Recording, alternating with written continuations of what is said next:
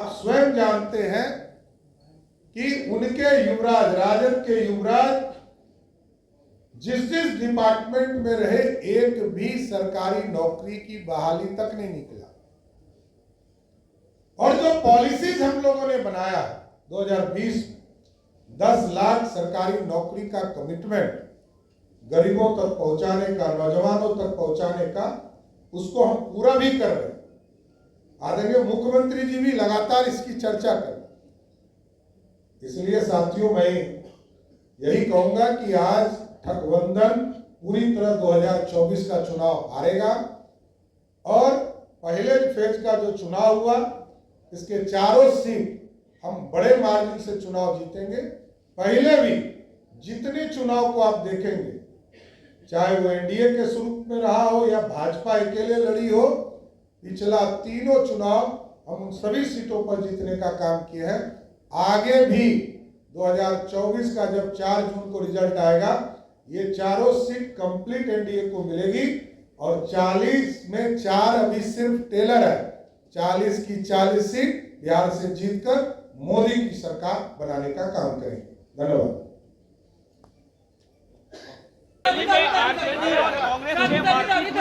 गठबंधन की रैली में आरजेडी और कांग्रेस के बीच मारपीट हुई है। ये नई बात है, नीचे करिए ना यार।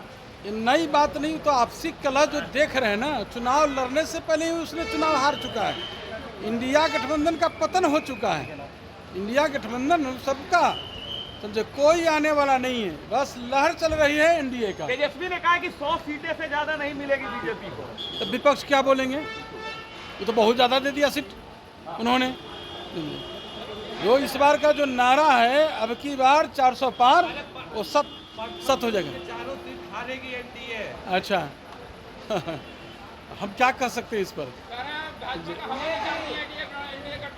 ये तो पता चल जाएगा 4 जून को, पता चल जाएगा। हाँ, बता जाएगा। आप इतने जान लीजिए कि जो परिवार से जिसका इतिहास भूगोल शुरू होता है, परिवार में समाप्त हो जाता है, भला राज और देश का सेवा क्या करेंगे? और उनके सहयोगी जो अभी नए सहयोगी जो हैं यहाँ बिहार में, सन्नब मला, तो उन्होंने एक भी सीट उन्होंने आप मलाह समाज की बात करते हैं, तो मलाह समाज की जब बात करते हैं तो एक भी सीट मलाह समाज को नहीं दिया। आप जिन के उनके माता पिता जो यहाँ 15 वर्ष तक के शासन उन्होंने किया, जिस जिन की बात करते थे, उस जिन को जब हक देने की बारी है तो यही है आपका A to Z पार्टी, यही आपका राजनीतिक है। चिराग जी, कल इंडिया गठबंधन की रैली में कांग्रेस और आरजेडी के बीच झड़प हुई है, किस तरह से देखते हैं? झड़प हुई है।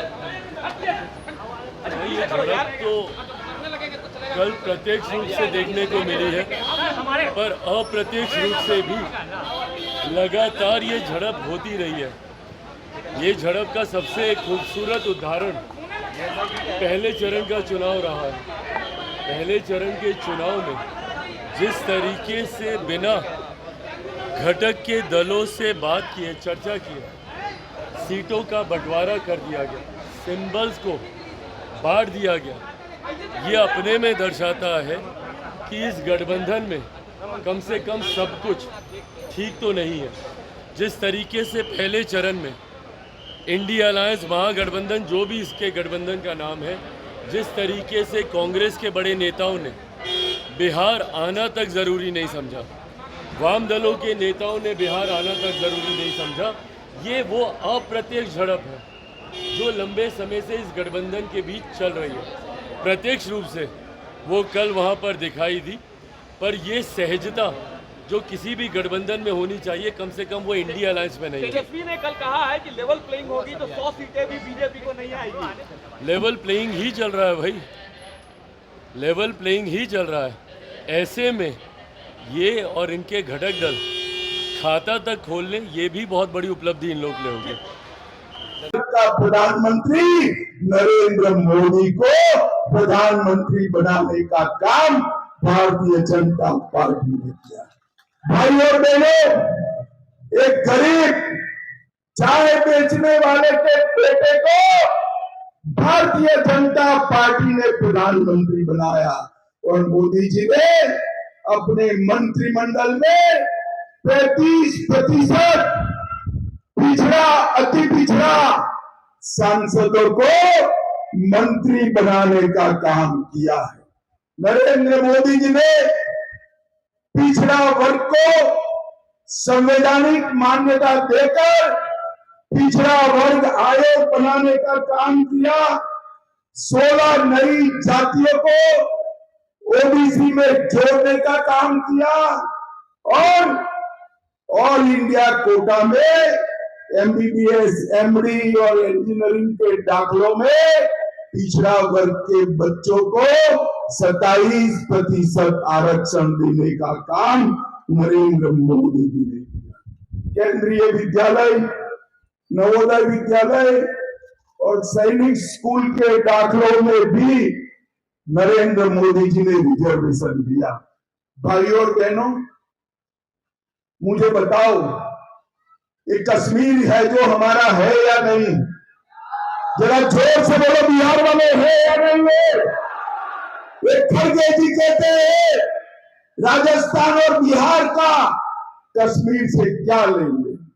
खड़गे साहब, आपको मालूम नहीं है बिहार का बच्चा बच्चा कश्मीर के लिए अपनी जान देने के लिए तैयार है।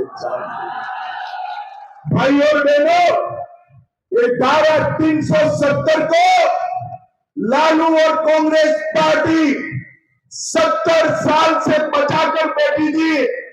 5 अगस्त 2019 को नरेंद्र मोदी जी ने धारा 370 को समाप्त कर दिया और कश्मीर को हमेशा के लिए पा रखा है।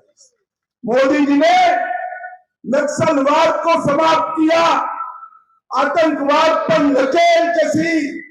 एक कांग्रेस की सरकार थी, आए दिन आतंकवादी घुस जाते थे, बम धमाके करते थे, कोई कुछ नहीं बोलता। मोदी जी की सरकार आई, उरी और पुलवामा में हमला किया। उरी और पुलवामा के हमले के बाद 10 ही दिन में सर्जिकल स्ट्राइक और एयर स्ट्राइक कर पाकिस्तान के घर में घुसकर। मैं बता दूं कि तेजस्वी यादव जी जो भाषा प्रयोग कर रहे हैं, ये राजनीति का दुर्भाग्य है कि सीबीआई, ईडी और इनकम टैक्स को भाजपा के वो जमाई कर रहे हैं। अरे वो माँ भारती का संतान है और ये संविधान हमारी माता के रूप में है और माता का ये पुत्र संवैधानिक संस्था। अगर जो इस पर मजाक कर रहे हो और इस तरह की भावना का, शब्दों का प्रकटीकरण कर रहे हो, तो तुम्हारे घृणित मानसिकता का परिचायक है। जो नाजायज औलाद है, आतंकवादी, उग्रवादी और भ्रष्टाचारी, ये तुम्हारे यार हैं। तुम्हारे माता पिता के किए हुए पाप, बिहार को बर्बाद करने का, जनता की गाढ़ी कमाई लूटने का। अगर जो मां भारती का संतान जांच कर रहा है तो माननीय न्यायालय उस पर जजमेंट दे रहा है, तो माननीय न्यायालय पर भी एक कमेंट है और ऐसे मानसिकता के लोगों के ऊपर कार्रवाई होनी चाहिए। ये विकृत मानसिकता है, हताशा और निराशा में दिया हुआ।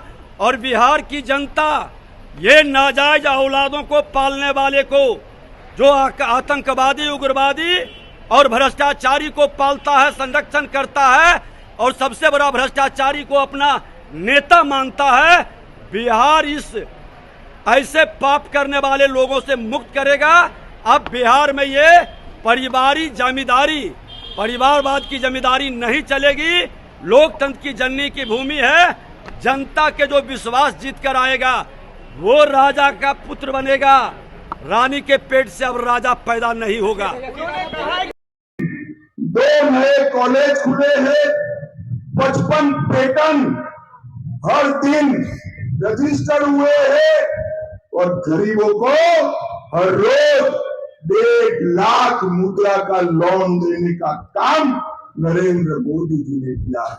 भाइयों और बहनों, मोदी जी ने न केवल देश को विकसित किया, मोदी जी ने बिहार को भी विकसित किया।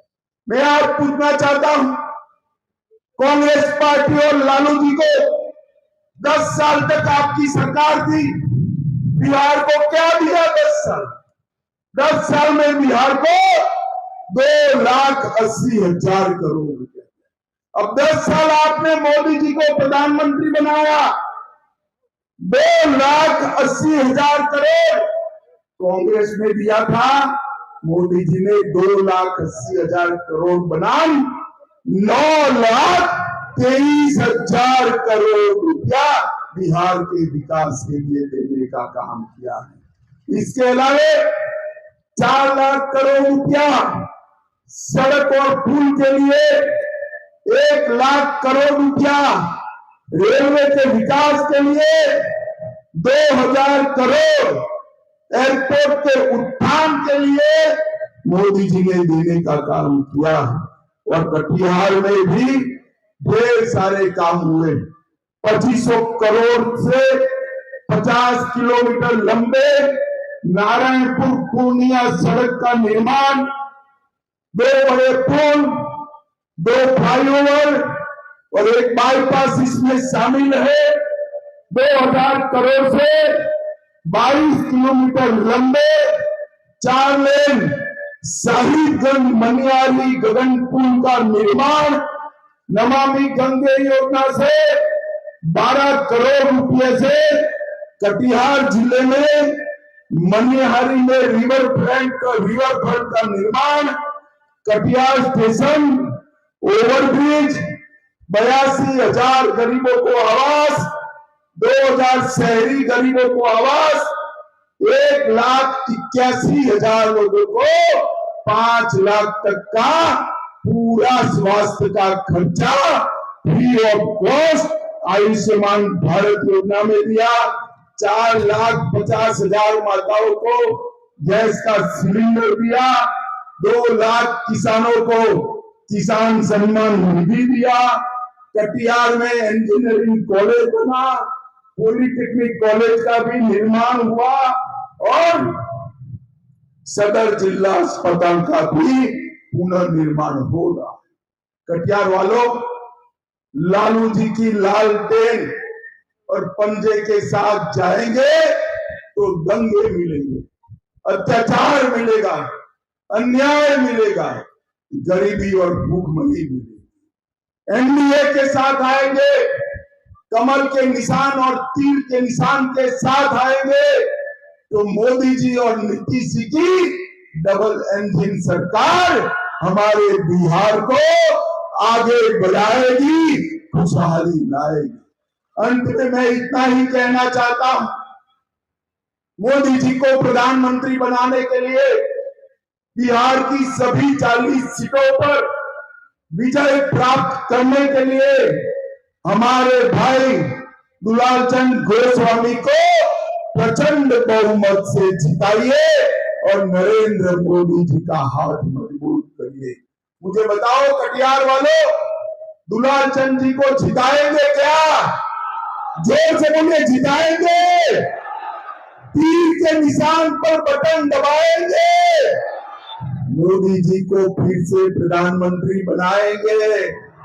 तो मेरे साथ दोनों हाथ उठाइए दोनों हाथ और बोलिए भारत माता की। अत्याधुनिक सुविधाओं से लैस God grace CBSE school Chaugai nursery से 10 तक।